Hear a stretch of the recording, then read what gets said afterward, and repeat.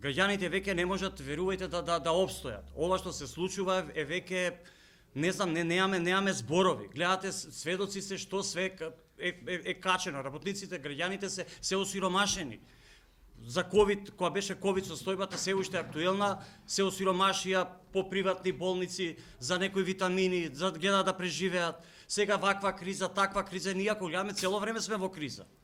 Меѓутоа, за оваа криза гледаме дека владата прави па некои безврска трошкови, непродуктивни, значи пари има во државата.